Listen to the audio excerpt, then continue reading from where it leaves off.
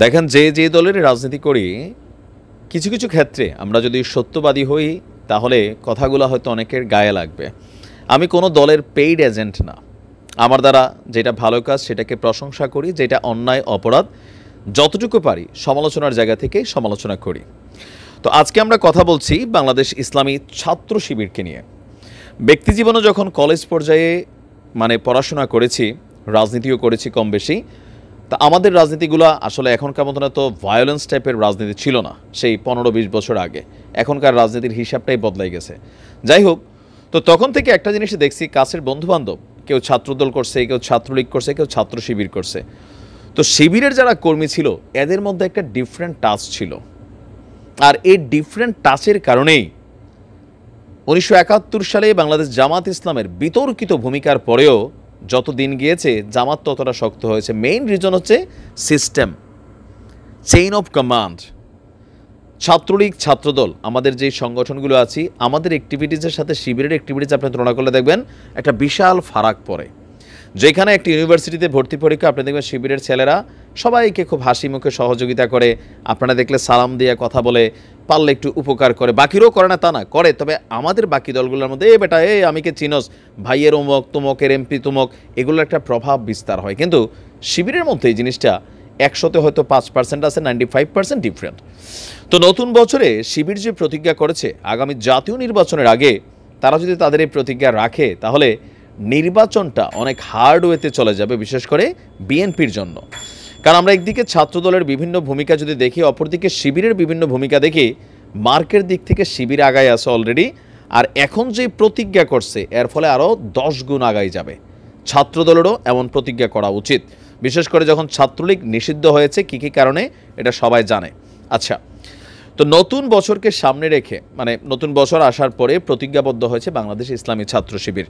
প্রতিজ্ঞা অনুযায়ী সংগঠনটি নতুন বছরে কোনো মানুষের সাথে, কোনো ছাত্রছাত্রীদের সাথে খারাপ আচরণ করবে না এবং অন্যের ক্ষতি হয় এমন কাজকর্ম করবে না। এটা আসলে একটা কমন প্রতিশ্রুতি প্রত্যেকটা মানুষেরই ব্যক্তি জীবনে থাকা উচিত। গতকালকে শিবিরের ভেরিফাইড ফেসবুক পেজে নেতাকর্মীদের উদ্দেশ্যে দেওয়া এক পোস্টে এই প্রতিজ্ঞার কথা জানানো হয়েছে।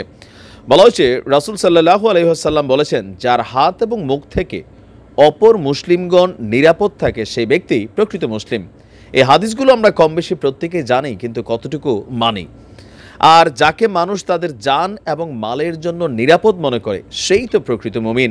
বুখারী, মুসলিম, তিরমিজি, তারা এই হাদিসটা শেয়ার করেছে। কথাগুলো আমরা এজ এ মুসলিম হিসাবে কে কোন দল করি বিষয়টা কিন্তু তার সাথে কানেক্টেড না। আওয়ামী লীগ করি, বিএনপি করি, শিবির করি, জাতীয় পার্টি করি, যে দলই করি বা অন্য ধর্মের মানুষই হই, তাদের ধর্মে কিন্তু এরকম ভালো কথা আছে। তো শিবির এটার মাধ্যমে একটা মেসেজ ক্রিয়েট করছে। বলা হয়েছে যে এখানে বেশ কয়েকটা হাদিস তারা শেয়ার করছে। এরপরে বলা হয়েছে, আমি নিজেকে প্রকৃত মুসলিম এবং মুমিন হিসাবে গড়ে তুলতে চাই। সেই কারণে অনলাইন অফলাইনে কারো সাথে কোনো প্রকার খারাপ আচরণ করব না, অন্যের ক্ষতি হয় এমন কোনো কাজ করব না বলে প্রতিজ্ঞাবদ্ধ হয়েছি। আপনি হয়চুন তো, এরকম একটা কোয়েশ্চেন মার্ক দিয়ে তারা তাদের স্ট্যাটাসটা শেষ করেছে। এগুলোতে মানুষ পজিটিভ ভাইব নেয়।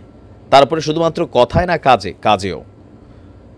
আমি বরাবরই বলি, আমাদের বাংলাদেশ আওয়ামী লীগ, বিএনপি, জাতীয় পার্টি, অন্যান্য যে দলগুলো আছে তাদের যে সহযোগী সংগঠন হিসেবে ছাত্র কানেক্টেড যেই সংগঠনগুলো আছে, এগুলোতে আমূল সংস্কার করতে হবে, পরিবর্তন করতে হবে।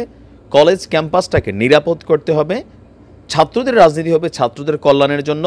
আমি কে তুমি কে এরকম ভাবটাব নিয়া এরে হেরে থাবর চটকানা দেওয়া, গ্যাস ড্রুম তৈরি করা, পড়াশোনা বাদ দিয়া কলেজ ক্যাম্পাসে গুন্ডামি পান্ডামি করা, হ্যাঁ, তারপর হচ্ছে এমপির কথায়, নেতার কথায় টেন্ডারবাজি করা, চাঁদাবাজি করা, এগুলো থেকে বের হয়ে আসতে হবে। বের হইতে না পারলে মানুষ আপনার সামনে কিছু বলবে না, কিন্তু আপনাকে প্রচণ্ড ঘৃণা করবে। কারণ ভালো কাজ ভালো কাজই। আমরা আশা করি এটা শুধু শিবিরের প্রতিজ্ঞা হওয়া উচিত না, প্রত্যেকটা রাজনৈতিক দলের যারা নেতাকর্মী আছেন, ছাত্রদল, তারপর হচ্ছে যে এই মুহূর্তে যারা মাঠের রাজনীতিতে আছেন, আপনাদের এই জিনিসগুলো ফোকাস করা উচিত যে কিভাবে জনগণের মন জয় করতে হয়। ভালো থাকুন।